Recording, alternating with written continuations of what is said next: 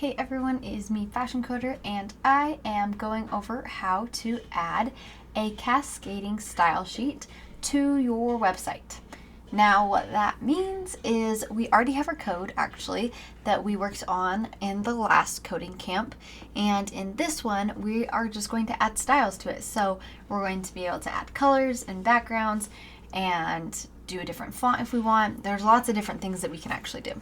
So something in the last video that I talked about but forgot to do is that if you don't have a closing tag on a specific item within your page, it's going to cause problems. And I was going to show you what that was, but I didn't. So I'm going to show you what that is super quick. So right down here what we have is we talked about these different blocks that we have within our page.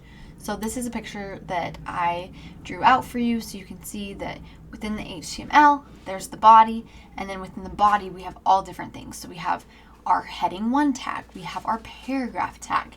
So say we forgot to end the tag, our heading 1 tag right here, what would happen? So you have to make sure you save it, but we'll come here, open this page, and we are going to refresh. Look at that. So it is showing that the page is, the paragraph is showing as a heading. And we can actually see what this code looks like. So if we come to inspect, I just right clicked inspect. We come into the body tag here, into the heading 1, and look, it ends the heading tag at the very bottom by the body tag since we didn't specify it. So it's making every single thing within it a heading 1. So, I mean, who knows, maybe you want to do a heading where it's like that, but maybe you don't. And typically you don't. So we're going to come back in here and change that out. Put H1. So you just want to make sure that you're doing that. Also click save. So if we did reload the page, we know where that's at. Okay, so cascading style pages. So there is a way that we can do something called inline styling. And that's where we would come in here right below the HTML and we type in style. Make sure you close the style tag. And we would be able to put our code in that we wanted style-wise. So I think this actually gives... Yep, so it's called internal. Oh, it needs to be in the head tag. So this is a good thing that I have this up. I did talk about this in the last video, but I am on W3 Schools. I love this tool, and it is the best tool that you can use when it comes to looking at your website type things. It seriously is the best tool ever. I even used this after I had my bachelor's degree because it's seriously useful. Okay, so inline means that you put it within this. So inline, it would look like style, and then I would do like color blue. This might be the wrong syntax. And that's for the paragraph tag. If we're going to do the style up here, which is an internal type of CSS, we would say, let's see, it will tell us, it'll give us examples. Oh, I was right. Oh, nope, I was not.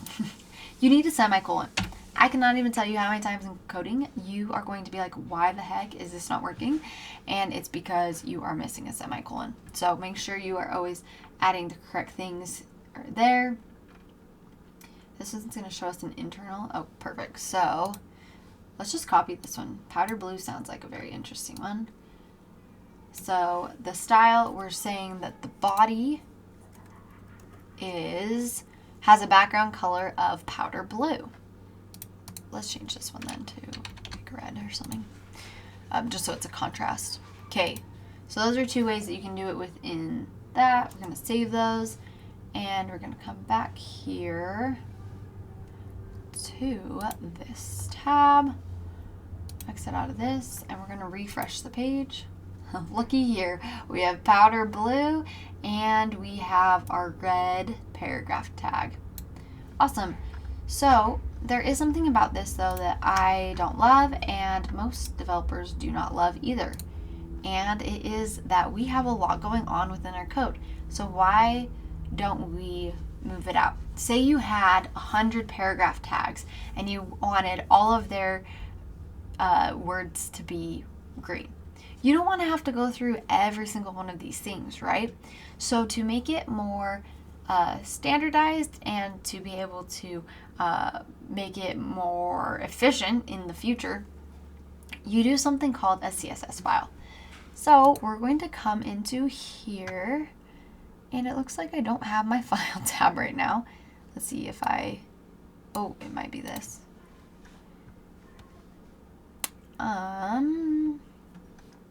That's okay. So I'm going to bring out a file here. This is my page. I'm going to click new.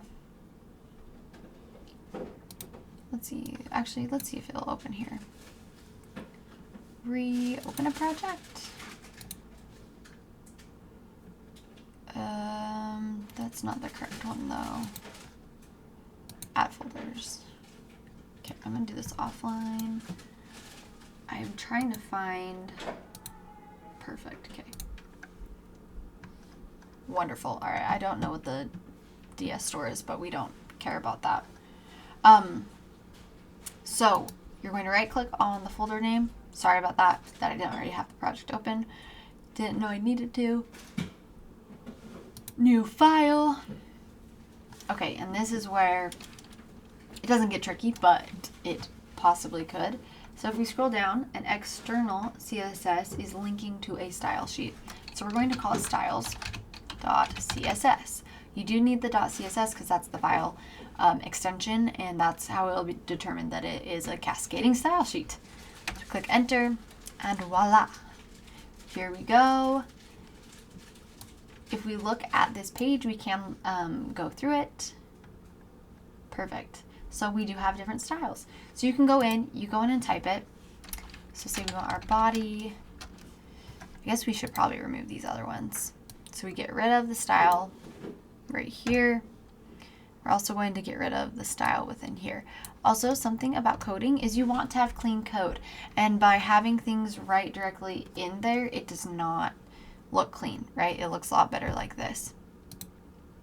So just keeping that in mind is always good. So you put the name of whatever you're about to identify. So we want the body of the page to have background color. Also, you can always tab. I like being able to type it out as I go through this with you though. Let's see, background color of, let's do pink. And we do the semicolon. If you don't have a semicolon, it's not going to work. All right, and then let's see. We want our heading 1 to be, let's see, we can do font family. Font family, and we want it to be,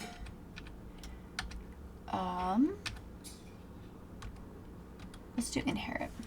Perfect. And that's the one nice thing about the autofill is it shows you what you have available. Okay, and then the paragraph, let's do that as, let's see, let's do color. And how about we do green? Just changing it up. All right, so we're going to save this. Now, you may ask, why are we able to do this? It's because we're about to link it. We have to always link the pages, right? So if we scroll up just a little bit, it shows us right here how we link it. So right below the HTML tag, we have to put in a head tag. So we put in the head, make sure you close the head tag. And then below that, we're going to put in a link. Now you can link all sorts of things. You can link an actual website link, but right now we are going to be linking this document. So the REL is the type that we're going to do, and we are going to do a style sheet. I wonder if what other ones we have. I just want to see. Ooh, you can do a license, icon.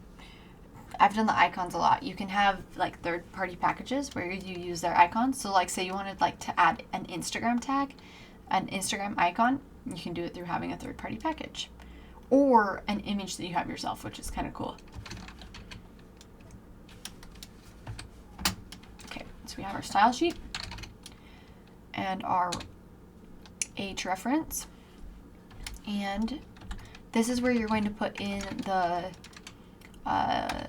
path to it. Since we are in the same folder though as our style sheet, we are not going to worry about that, and I'll show you. So right now I am in my crypto folder right here. You can see up here too, and all I have is my crypto page, which is the one we're on right now, and then I have my styles, which is the one we just did. So if you have it on in the same folder, you're fine. Just put styles.css. And we'll come in here and we'll save it. Perfect. And then we're going to come back in and we're going to refresh. Oh, look at that. It is a whole different thing. And if we come in here and inspect, actually, we can come in and we can click on the different things and see what they are. So look, the font family for our header 1 is inherit. If we come back here, font family is inherit for header 1. Awesome. And if we click on our paragraph, it shows that the color is green. And if we click on the body, it shows that the color is pink. So it's really cool. Like if you're on any website, you can go in and do this. So like let's go to hex.com. Oh, sweet. I have it up. We can come in, right click, inspect, and we can go through, we can figure out any of the colors. We can go and see how they've done different things. And it's really, honestly, cool to see it that way. So if we do, let's see, okay. If you click this top left button, it's a select element. You can go through and actually see. So I'm going to select this element. If we scroll down, it potentially could show us what is what. Let's click on it again. That's the bar. Anyways, so you can go through and seriously like look up lots of different things within that. So sometimes I'll be like on a page, I'll be like, oh, this looks really cool. I really like this color, or I like whatever it is. You are able to see what it is through the inspect element, which is awesome. Also, something that I do want to mention as well is there are different values outside of just putting in like, oh, I want dark blue, right? So if we come into here, I'm going to show you how you can find other values. Hex color code. So hex is a token that you can buy as a cryptocurrency, but numbers or colors come in color codes that are numbers. So there's the RGB, which is a specific color code, but then there's also the hex color codes. So I can't even tell you how many times I've had the option that I could put in a hex color code, and I would just come in, find the color code that I liked for color, and go from there. So these, I guess, are the most basic ones. All F's is white, and I think it's six symbols, but it goes around the whole entire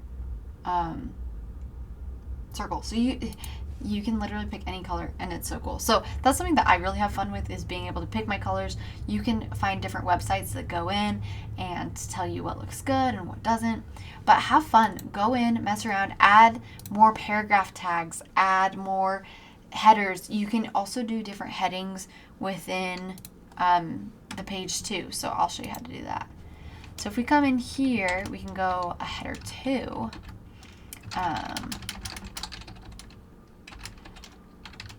And then we could do another paragraph tag.